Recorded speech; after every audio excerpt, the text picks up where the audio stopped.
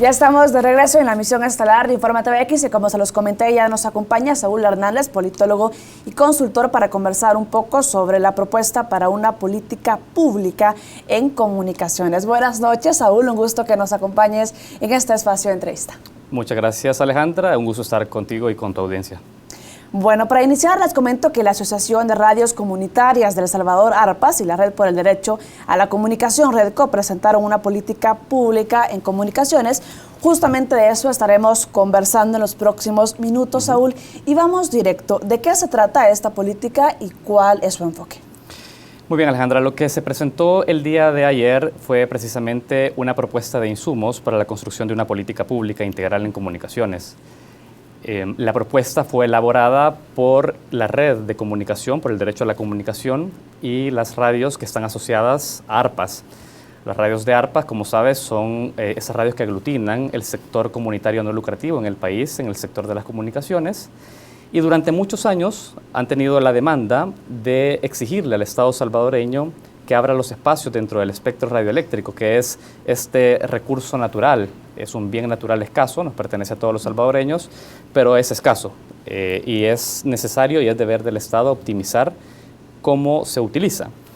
Las radios comunitarias desde 1992, 1993, que se consolida el movimiento, le han exigido al Estado un reconocimiento de carácter legal. Ese reconocimiento llegó recién en mayo del año pasado, en mayo del 2016, cuando se hicieron una serie de reformas a la ley de comunicaciones y dentro de otras muchas cosas que podemos ir hablando a lo largo de la entrevista, se establecía que las radios comunitarias eran un actor que el Estado debía reconocer y que además debía establecer mecanismos por los cuales ingresaban al espectro radioeléctrico.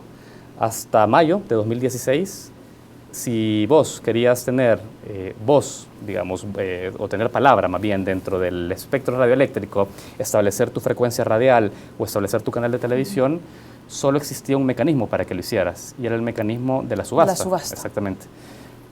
El criterio económico era lo único que importaba a la hora de gestionar el espectro radioeléctrico. No importaba el carácter del contenido que vos estabas ofreciéndole al Estado para promover dentro del espectro radioeléctrico. Eso ahora cambia, porque hay una asignación directa, hay un concurso público, que son mecanismos que no tienen en cuenta lo económico, sino el valor y la oportunidad social del Estado en reconocerlo.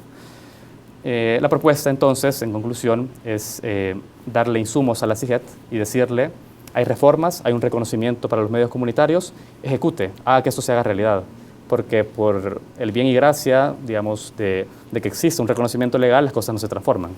Es necesaria la intervención pública y aquí es donde entra esta política.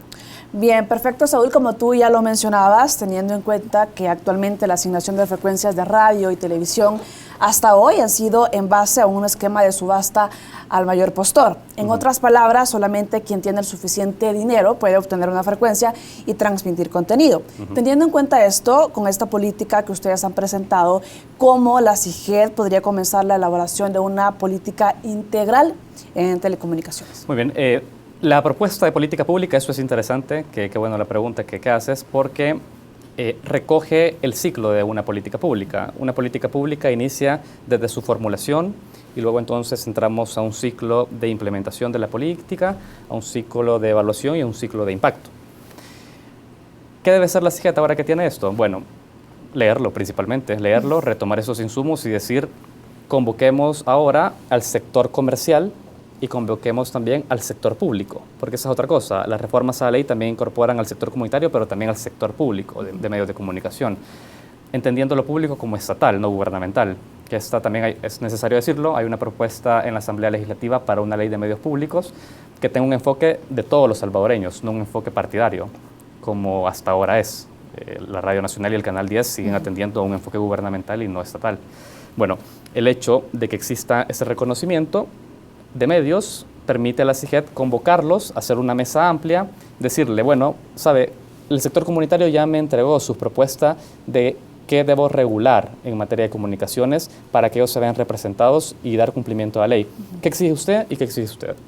Una vez que se aglutinen esas propuestas, la formulación tiene que ser participativa, si no la política no cuenta con legitimidad, y una vez que se hacen las propuestas, entonces es posible redactar algo y comenzar a implementarlo.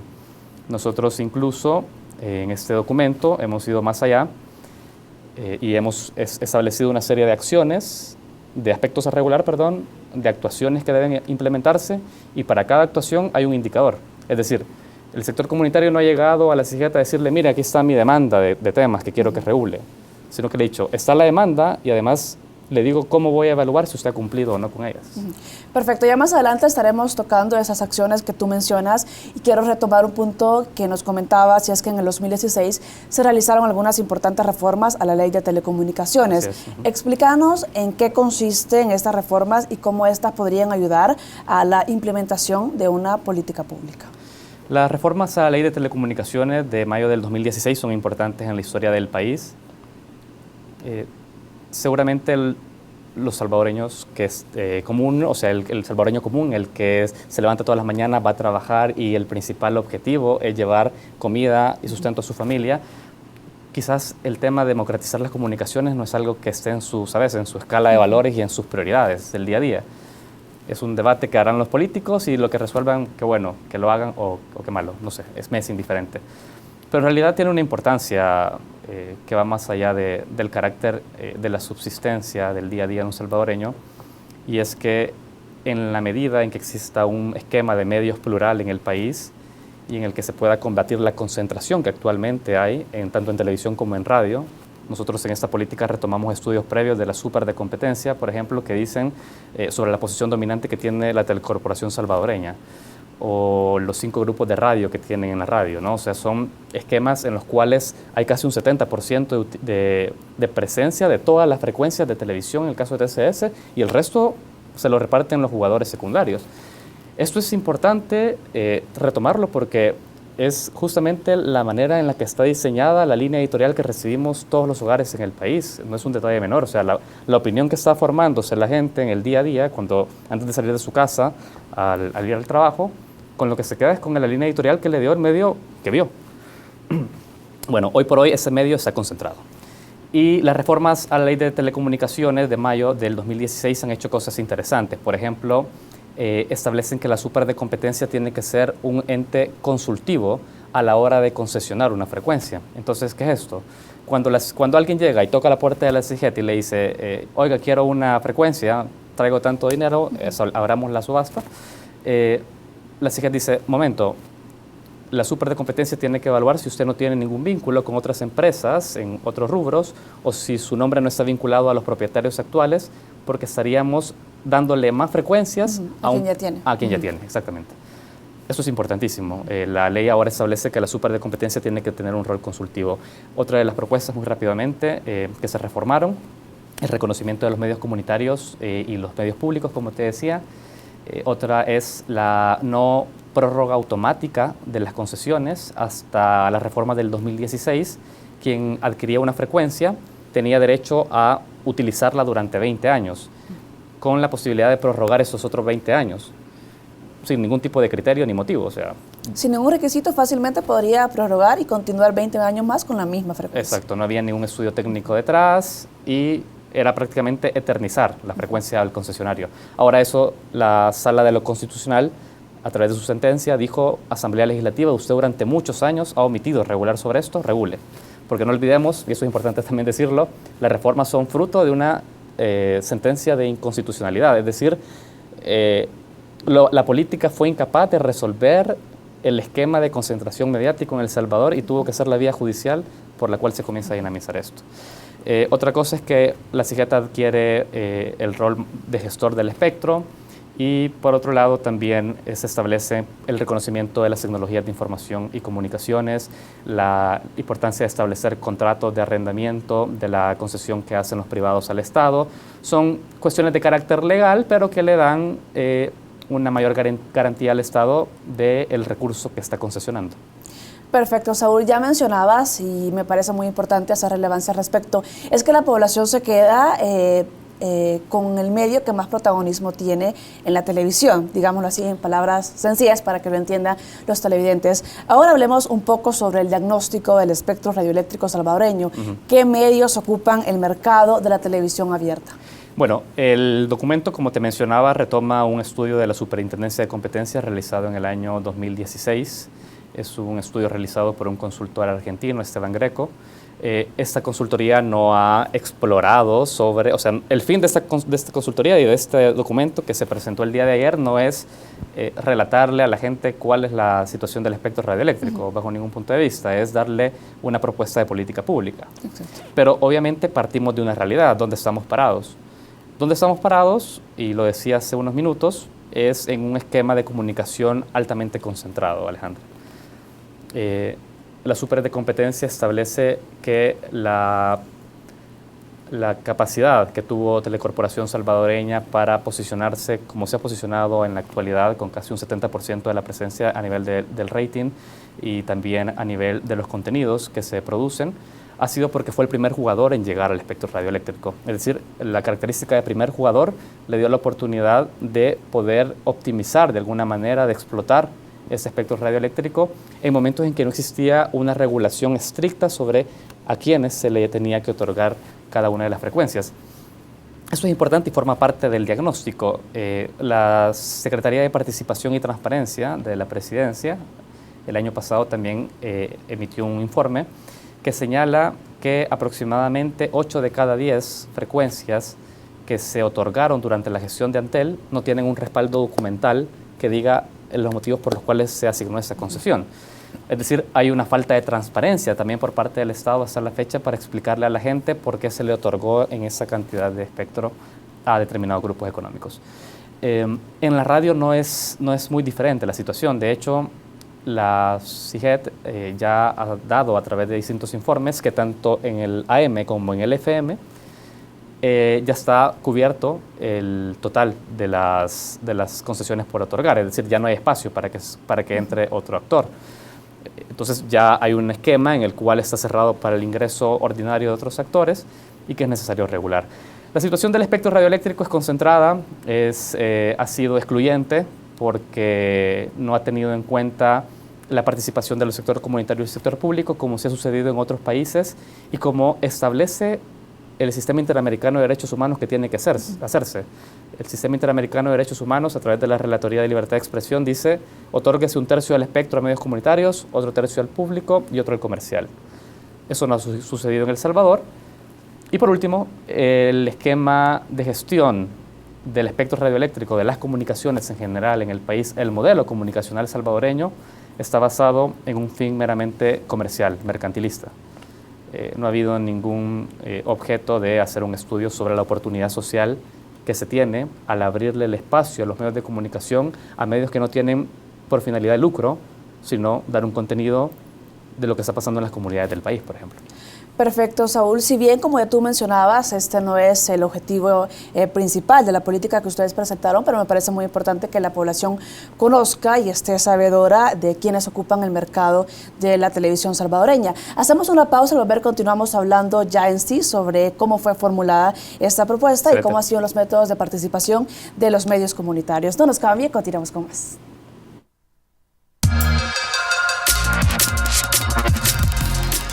Ya estamos de regreso en la emisión estelar de Informa TVX en nuestro espacio de entrevista. Me acompaña Saúl Hernández y estamos conversando sobre una propuesta de política pública para las telecomunicaciones. Quiero continuar este bloque, Saúl, y ya hablábamos en el bloque anterior sobre los medios que demandan nuestra televisión salvadoreña. Ahora quiero continuar en este espacio hablando directamente sobre cómo han sido los métodos de consulta para los medios comunitarios y cómo en sí está formulada esta propuesta de política. La propuesta inicia con, ustedes pueden descargar, por cierto, el documento dentro de la página de la Fundación Ebert en El Salvador, que ha sido la fundación que financió el proyecto, y ahí pueden revisarla y verla despacio. Se explica también cómo fue ese proceso. El proceso fue consultivo, Alejandra. Se convocaron a las organizaciones que pertenecen a la Red por el Derecho a la Comunicación en el país. Son alrededor de 50 organizaciones sociales y académicas las que pertenecen a la REDCO. Y se les planteó el esquema en el cual iba a ser redactado la propuesta, primero para la validación de ese esquema, pero más importante, sobre qué querían que hubiera escrito en ese texto, que estuviera plasmado más bien, por decirlo de manera correcta, dentro del documento de política pública. Y de esa consulta hubo un taller, un primer taller de consulta en el que se establecieron 3 meses de trabajo y cada mesa tuvo a su coordinador que estuvo haciendo 5 preguntas que eran disparadoras, en las cuales se preguntaba, por ejemplo, cómo podemos resolver la situación de la concentración mediática, qué le sugerirías a la CIGET para que exista una mayor transparencia y control del espectro, distintas preguntas, y fueron generándose respuestas que enriquecieron este documento, y a partir del cual comenzaron a surgir también una serie de principios que rigen la política pública. Por ejemplo, un principio de transparencia, un principio de democracia, un principio de equidad, un principio de inclusión, un principio también sobre la probidad de los funcionarios públicos que gestionan el espectro. Y todo este esqueleto permitió comenzar a redactar el documento. Una vez redactado el documento, Alejandra, también hubo una serie de entrevistas. Como te dije, se consultaron informes previos sobre el diagnóstico de la situación de comunicaciones en el país, sobre lo que dice, por ejemplo, el Sistema Interamericano de Derechos Humanos en materia de libertad de expresión, o lo que dice Naciones Unidas a través de la UNESCO en materia de comunicaciones. Todos estos insumos me permitieron, en este caso, redactar la propuesta. Luego hubo un taller de validación donde las organizaciones hicieron comentarios, criticaron algunos puntos, se tuvo que cambiar algunos aspectos, incorporar otros, a fin de que el documento contara con el respaldo y entonces tuviera la fuerza de decir, esto es un aporte del sector comunitario no lucrativo. Ese fue el proceso de formulación participativo, con información, y bueno, es el fruto luego. A ver, ¿cuáles fueron esos puntos que más fueron señalados y criticados por los miembros de las organizaciones? Qué buena pregunta. Uno de los puntos que se criticaban, por ejemplo, era que la propuesta de política pública no tenía un reconocimiento explícito de la mujer. Y entonces decían, ¿dónde es el principio de equidad en esta política pública? Porque lo han olvidado. O sea, es un principio importante decirle al Estado que es transversal la idea de equidad y que los contenidos que se generan en las comunidades tienen como protagonistas a las mujeres. Importantísimo. Otro de los aspectos que se señaló fue, este es muy importante, sobre los contenidos que se proyectan en la televisión y en la radio. Y entonces nos preguntaba, ¿y cómo esa política podría aportar para decirle al Estado, oiga, regule lo que nos está consumiendo nuestros hijos, lo que consumen nuestros adultos mayores, lo que consumimos nosotros diariamente?